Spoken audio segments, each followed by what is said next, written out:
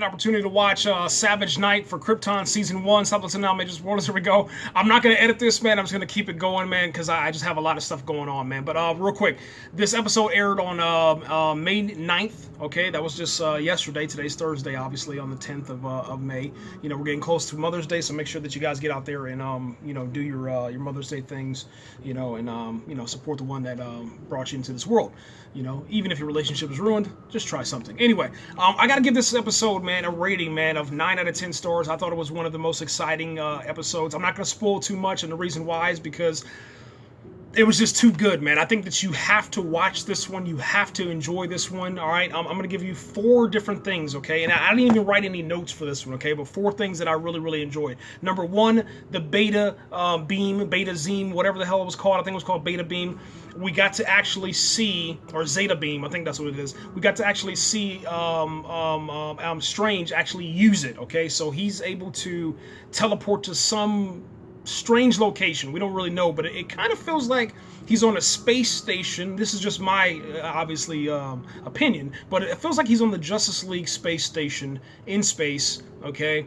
And there's 2 people that are talking to him. One is a female, one is a male. I'm not going to say anything else, but you should start getting excited, man, when you see the location. From what I think it is, I think that's what it is, and I think that's who it is. I'm not going to tell you who it is, but I believe that that's the 2 people. There should be 2.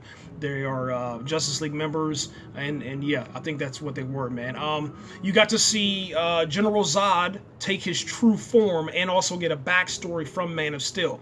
We know that Man of Steel and Krypton are in totally 2 different universes, but what's cool about it is that, you know, wherever General Zod is, his story is still the same. And his story lines up perfectly with Man of Steel. So that was really awesome to be able to see that and hear that. They talked about, you know, him doing the rebellion against the Council. They talked about him being locked up in the Phantom Zone. They talked about the destruction of Krypton and how and where and why and whatever else was going on with General Zod. And that's what explained why he didn't get killed. And now we understand, you know, like, he's back to the normal General Zod that is vicious, malicious, you know, a killer, okay? So all he wants to do is pretty much just, obviously, you know, take over Krypton, rule Krypton, bring Krypton over to a new level, man. And that's kind of like away from the House of El and back with, you know, the House of Zod, man. We got to see a woman, okay, this is her, how do you want to say, I don't want to ruin this one. We got to see a woman who is in control of a certain group. And what I loved about this is that she was superior compared to General Zod, okay? General Zod was really weak inside of her presence, and I love that, all right? So, last thing, Dev M is alive, okay? So I was really worried that Sci-Fi killed this guy off, man. And like I said, man, his Aaron Pierre, who plays Dev M, really talented character, man. And he just looks the part, okay? If I was Warner Brothers, I would be signing this dude onto to Green Lantern Corps. I would be signing him on to play inside of a Cyborg's movie in 2020. Get this guy signed, man. Because if not, Marvel's going to snatch him up. I'm telling you right now.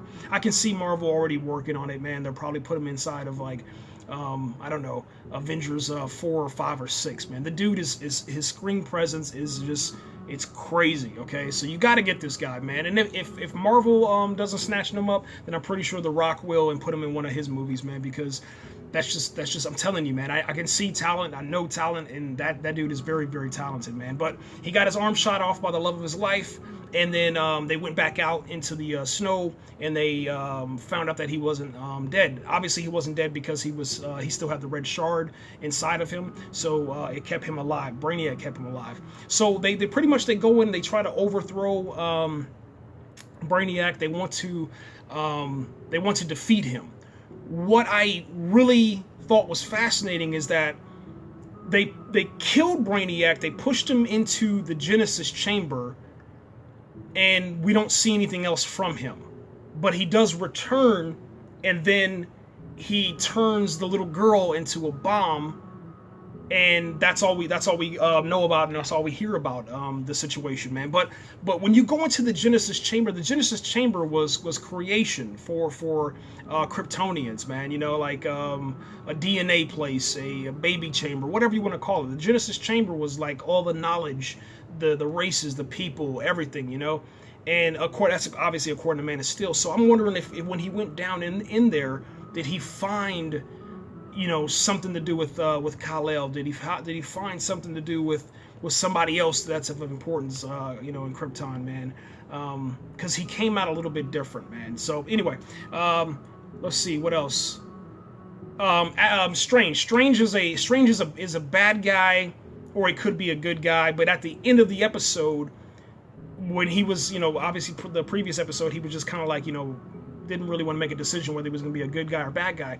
At the end of the episode, he is officially a good guy because he did sacrifice himself, you know, whenever he was protecting Seg-El and whatever his little friend's name is, Kim. I said I wasn't going to forget it this time, but Kim.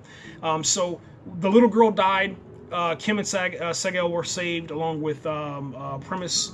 They are now aware of General Zod's his orders and his alliance and allegiance and all that stuff. They know exactly what he is, who he is, how is he going to get, you know, what his agenda is. You know what I'm saying? So that was pretty cool. They're all on the same page now. So it's going to be them versus General Zod versus Brainiac now going forward.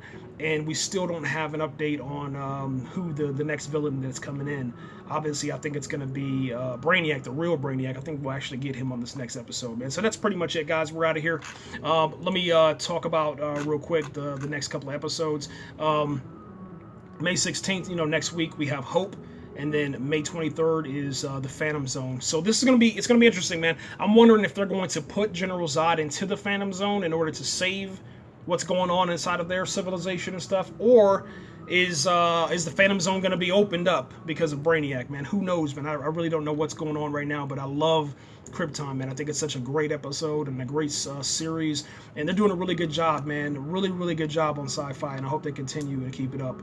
This reminds me, man, of Black Lightning. You know, you have to keep everything separate. The way that Gotham's going, you know, keep everything separate, do whatever you got to do, and then eventually it's going to work itself out, man. But don't try to be like all the other shows, man. Supergirl's terrible right now. The CGI is just ridiculously flat.